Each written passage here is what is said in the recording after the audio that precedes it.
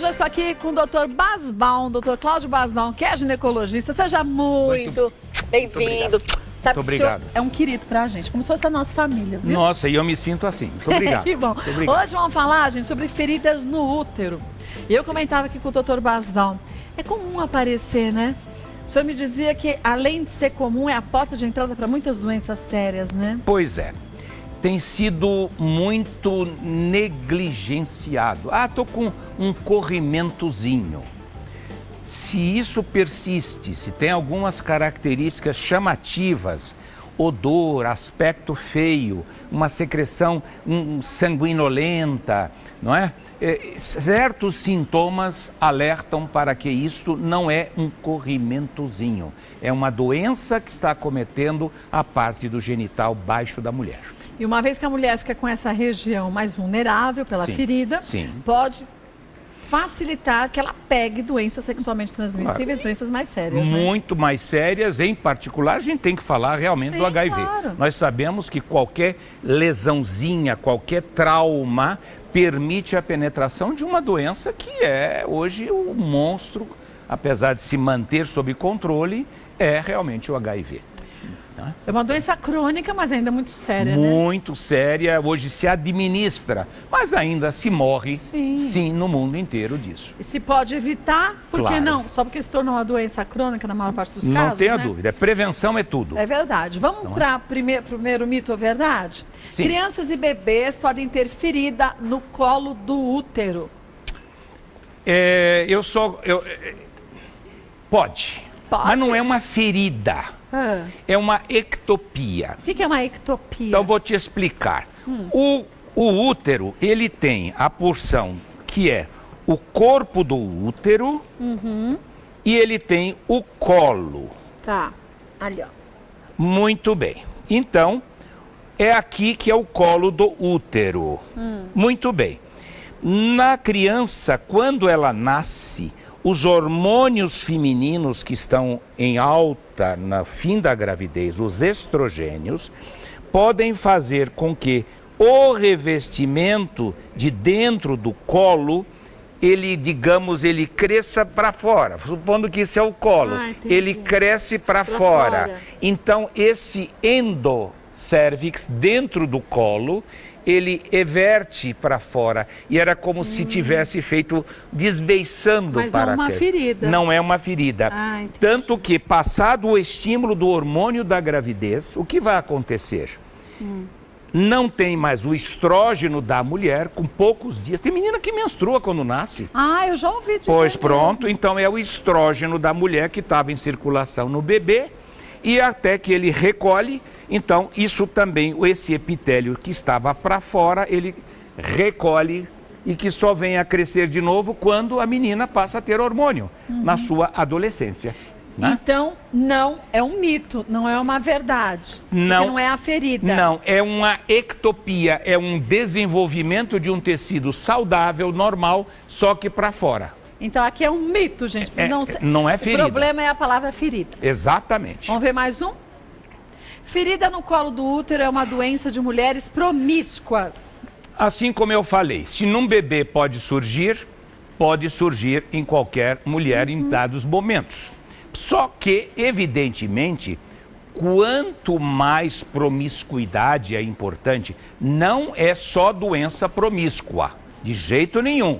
Mas se uma pessoa tem uma vida sexual promíscua, o que vai acontecer? Ela se expõe a trauma mecânico num lugar com corrimentos anômalos, infectados, uma série de bichos que vão entrar no trato genital, sobretudo vários parceiros. O que vai acontecer?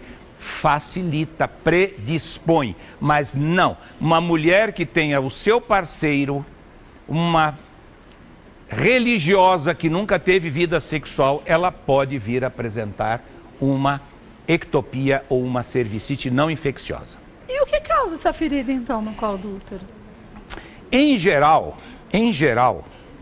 o colo do útero, ele tem um revestimento igual ao da vagina.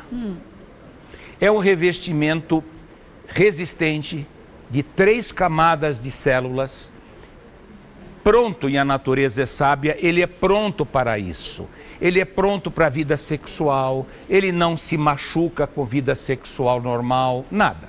Entretanto, eu vou comparar, se eu pegar uma coisinha qualquer na pele, até uma picada de inseto, uma alergia, a pele vai sofrer, não vai formar uma feridinha na pele? Vai. É a mesma coisa no colo do útero. Portanto, o que pode causar é a chegada de um bichinho, é a alteração hormonal, e isso pode levar ao surgimento da lesão. Vamos ver mais uma? Transar com um homem com pênis grande pode causar ferida no colo do útero? Não. Não. Aquilo que eu falei, o tecido é preparado para isso, a natureza preparou tudo para isso. Se ele está traumatizado, se ele está com uma doença, um vírus, um fungo, uma bactéria, uma tricomona, uma clamídia, uma monilha, candidíase, que é a mesma coisa, coisa parecida, vai acontecer. O tecido está frágil, no momento do ato sexual, sem dúvida, poderá levar a uma erosão. Mas é um mito, não vai ser por causa disso, não. Vamos ver mais uma? Vamos. Corrimento esverdeado pode ser um sintoma de ferida no colo do útero. Volta e o Dr. Basbaum vai dizer se é um mito ou se é uma verdade. Voltando para o Dr. Basbaum, ó, corrimento esverdeado pode ser um sintoma de ferida no colo do útero. Não necessariamente, porque pode ser simplesmente, quer dizer, simplesmente de uma certa forma, de uma contaminação por um parasita, por uma bactéria, por um fungo, vai dar. O corrimento esverdeado pode estar associado a alguns tipos de bicho que podem acometer na infecção, mas não necessariamente isso é ferida. No colo do útero, não, né? não, tem ferida que não dá nem corrimento. É, por isso que tem que ir sempre ao ginecologista. Sem dúvida, e eu depois te mostro se você... Ali eu tenho... Vamos ver. O que é que a mulher precisa fazer para reconhecer o que tem? Veja bem, aqui é a anatomia. Tá. Já conhecemos isto. Como é? Tem gente que me pergunta, ai doutor, vou fazer o Papa Nicolau, não dói? Dói não, gente. Não dói nada. O que é Papa Nicolau? É uma colheita de material ou secreção. Quem vai ter corrimento, como é que vai fazer? Numa mulher que tem atividade sexual, sim, isso é o espéculo. Né? Espéculo que a gente chama de bico de papagaio. É o famoso bico de papagaio. Então, isto, observa, é de acrílico, é delicado, isso na hora de ser introduzido na mulher que tem vida sexual ativa, isso é lubrificado, isto é colocado no trato genital via vulva, isso é normal, e a gente chega no colo do útero. É feito um leve afastamento das paredes para que a gente possa olhar. Olha, abre, gente. Abre delicadamente. E o que se faz? Com uma espatulinha, a gente colhe o material em volta do colo do útero, atrás. Isto é passado numa lâmina identificada, espalha certinho, para as células ficam aqui. Primeira colheita é fundo vaginal, segunda colheita é uma escovinha. Essa escovinha, ela entra só no orifício do colo, que é mais ou menos assim, se escova delicadamente, essas células vêm coladas aqui, e a gente passa no outro lado da lâmina, ou seja, vagina e canal, através do colo. Isto é fixado com um spray fixador e depois vai para o laboratório para ser interpretado o que tem de célula esquisita, suspeita ou já um câncer. Ou suspeita de certas doenças como o HPV, ou mesmo certas bactérias que podem já se, digamos, farejar que isso é compatível com a presença de certas bactérias. A gente tem aqui, gente, ó, o desenho de um colo de útero, Sim. Em cima normal e embaixo inflamado. Exatamente. É aquilo que eu procurei mostrar. Mostrou lá. Exato. O corpo do útero, aqui vem a cavidade uterina, que como nós sabemos, o canal, a vagina, a reflexão, isso aqui chama-se fornix, né? Isso é o fornix. Já ouviu a palavra fornicação? Já ouvi. Fornicar quer dizer ato sexual. Sim. Porque tem o fornix. Sim. Isso é o fornix. E aqui quem desce? O colo e o canal. O Papa Nicolau, como eu disse, se colhe aqui e depois com aqui. a escovinha vem até aqui. Agora, se a gente olhar, olha aqui como está inflamado, como ele fica muito mais aberto. E mais ainda, olha, vermelho, com secreção, recobrindo. E aqui um colo saudável. Colo uterino, que é isto aqui olhado de frente. O orifício normal, saudável, que movimenta durante o ciclo. Ele abre para receber o espermatozoide, que é por aqui que entra, nada e vai lá para dentro. Um colo saudável não atrapalha nada. Não, agora um colo inflamado. Doente, importante fator, muitas vezes, de infertilidade. Contaminação, bactéria, estraga o canal, infecta o muco onde o espermatozoide nada, e aí a mulher não engravida. Às vezes, só tratando isso, você resolve infertilidade de longa duração. Então, chegaram algumas perguntas. Vamos ver a primeira delas? Olha, da Dilma. Faz 15 anos que tive uma ferida no colo do útero e fiz cauterização. Queria saber se pode acontecer novamente. Tudo que aconteceu uma vez pode acontecer outra, não há problema nenhum. Eu recomendaria para você, a Dilma, que faça o seguinte: faça a sua visita periódica, não é porque você já teve que você está predisposta a ter de novo. Se você fizer exame rotineiro, dependendo da sua idade, e você fizer a visita ao ginecologista, no mínimo, uma vez por ano, eu recomendo, dependendo da idade, mulheres na pré-menopausa, meninas na adolescência com vida sexual, de 6 em 6 meses vai cuidar da sua genitália. Então a Dilma vai ao médico, faça direitinho um check-up. Não é porque teve que vai ter de novo, mas pode surgir do mesmo jeito que um carocinho na mama pode aparecer na outra ou um dia, não é? Na mesma mama. Jeito. Vamos ver mais uma? Sabrina, quando é necessária a cauterização? Olha, Sabrina, na verdade depende da avaliação do ginecologista, que a gente olha pelo espéculo, como eu mostrei, se vê a característica, trata-se primeiro se existe um bichinho ali, que é o fator etiológico, causador do corrimento ou da feridinha, está associado. Há uma tendência, a natureza tem uma tendência a querer curar. Ela luta para curar, sempre. Então é muito curioso que às vezes aquela ectopia, aquilo que vem de dentro do canal e cobre para fora, infecta, e a natureza luta para aquele tecido mais espesso, bom, forte, ele tenta cobrir. E quando você olha o colo, você vê irregular, uma área, uma ilha de tecido normal, uma ilha de tecido anormal. Vamos deixar esse colo saudável. Então só vai acompanhando. Aí você cauteriza, às vezes em forma estriada, estrelada, ou você cauteriza as áreas doentes, faz curativos a cada 8, 10 dias, limpando a secreção e, em geral, 1 ciclo, 2 ciclos, o colo está saudável. Mas alguns casos que não há necessidade da cauterização, quer dizer, o próprio corpo ele consegue combater à base de remédios e tudo mais? No caso, quando é necessária a cauterização, é quando você tem realmente uma lesão, uma área descoberta. É muito importante eu falar um dado, Kátia, que esse é importante.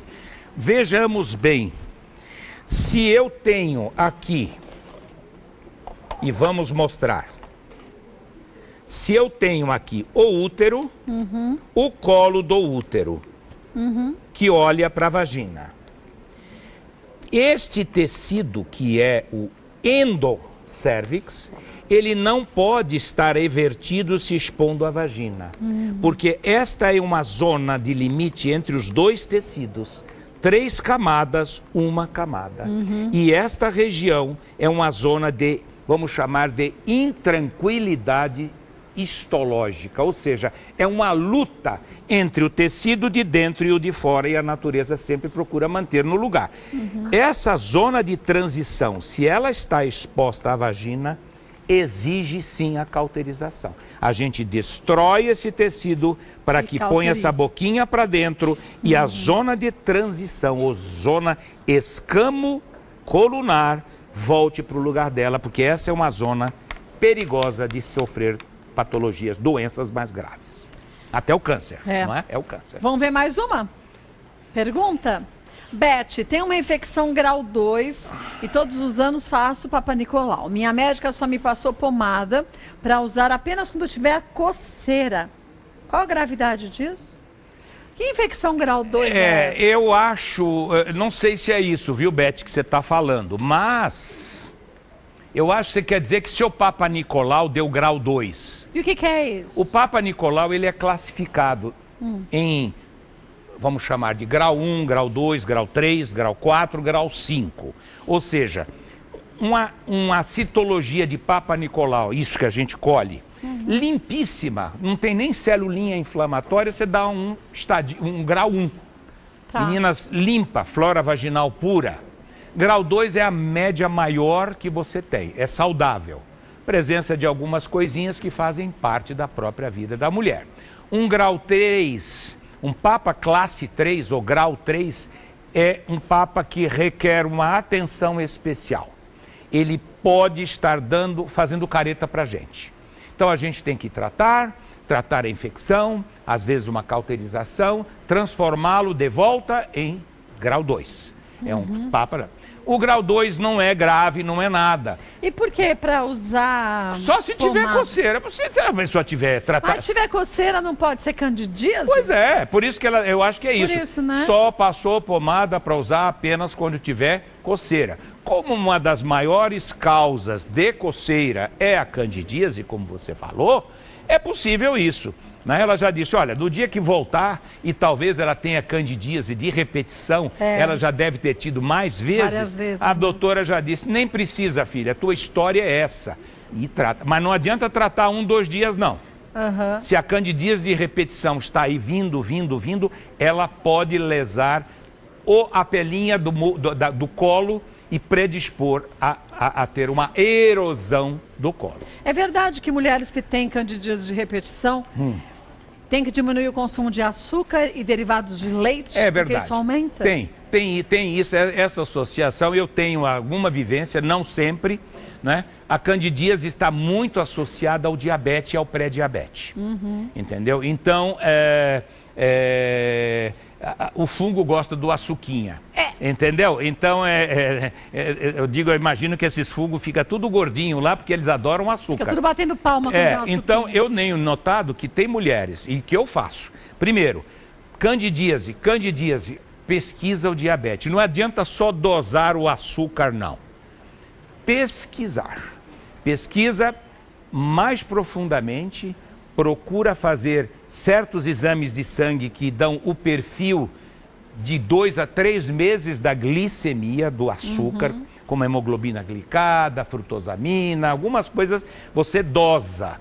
E se tem na família e aquilo está farejando, aí você faz um teste de maior sensibilidade, no qual você colhe o açúcar, dá uma garapinha com 75 gramas de glicose, dosa 2 horas depois, para ver se a pessoa tem resistência à insulina, que ela não está conseguindo controlar. É uma pré-diabética. E isto você vai ver, essas mulheres têm sim, com maior frequência, a presença da candidíase. Então, se é o seu caso, você que está assistindo a gente, vá no ginecologista, peça para fazer esses exames, fala que você assistiu aqui. Gente, esse espaço é importante justamente para isso. Você chegar no médico e falar assim, olha, viu o doutor Basbaum falando que nestes casos tem que fazer um exame assim, assim, assado. Gente, isso não é para você se sentir constrangida? Não. E nem o médico vai se sentir constrangido. A mulher contemporânea, ela está absolutamente ilustrada, bem informada, né? E ela tem o direito de preservar o seu próprio corpo. Eu acho. E, doutor, você vai cuidar do meu corpo. Eu vou perguntar e quero tirar as minhas dúvidas. Gente, eu pergunto tudo, eu vou anotando tudo. Mas não precisa ir no doutor Google, não. Não. Pode até ir no doutor Google. Não, eles deixam a gente preocupada. Muito preocupado. Todo mundo tem doença grave. grave. Eu anoto num papelzinho, porque depois no celular, bem na hora que a gente vai, apaga ele, você esquece tudo. Anota num papelzinho, leva. Então, doutor, vou às minhas dúvidas e fala tudo. Exatamente. É essa Pronto, que gente. é a forma melhor de você. Leve sua historinha, com a sua lógica.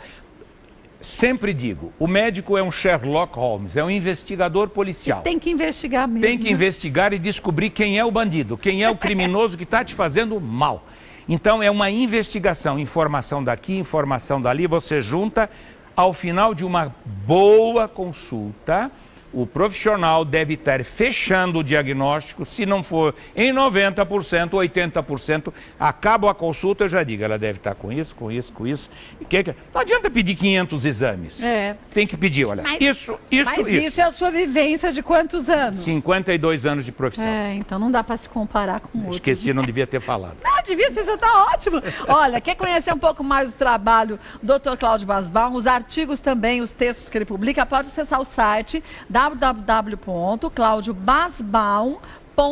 www.claudiobasbaum.med.br, claudiobasbaum.med.br. Querendo sugerir um tema? Mande pra gente, o Dr. Basbaum retorna e a gente esclarece a você. Com muito prazer. Sempre meu, viu? Muito obrigado beijo a na você. sua esposa por Obrigado, mim, viu? Obrigada Muito mesmo. gentil. Obrigado. Olha, esse é o médico. Um não querido, médico. né? Ah, Gente boa da querido é melhor todo, qualidade. verdade.